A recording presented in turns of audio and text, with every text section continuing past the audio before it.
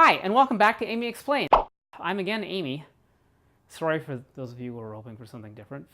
This week's question comes from David C. Jones, aka Dr. Xylol, and he asks, how can we motivate people to vote?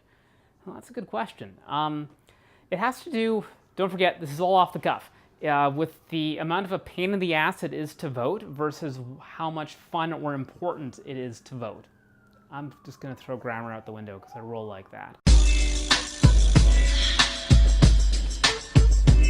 Part of what we need to do is to make it possible for people to vote. One of the things that's swinging a lot of elections, not just in the United States, but in a lot of countries, is how much of a pain in the neck it is to vote because of voting restriction laws, which are occasionally well-intentioned but poorly informed and are often not well-intentioned at all, but are designed to suppress the vote from people in marginalized groups. Trans people often have an especially difficult time voting because of problems getting identification that matches who we are, and then dealing with poll clerks who may not be adequately trained, or voting laws that are, well, kind of shitty. One of the things that we need to be doing is writing our various elected representatives to make sure that everybody can vote and for it to be as quick and simple as possible.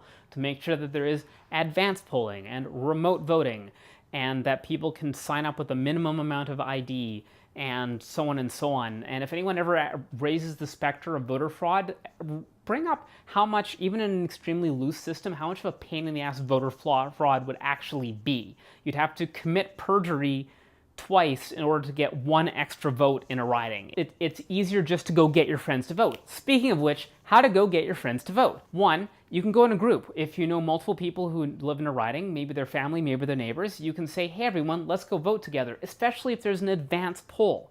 Totally easy thing to do because the lines are going to be super short.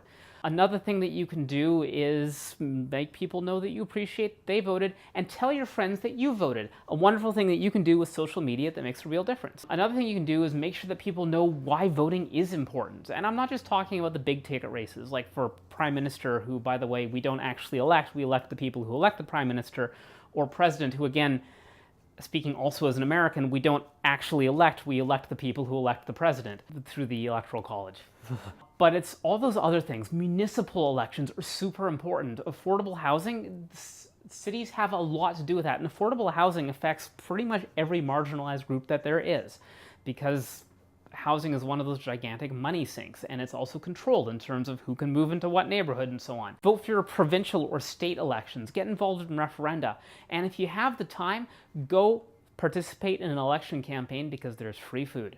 You didn't hear this from me, but like, you can volunteer for any party you want. You just don't necessarily have to do a good job. Anyway, that's me. That's Amy Explains. That's how to go get people to vote. Until next time, and almost certainly after that, this is starting to be a problem. I'm Amy Fox.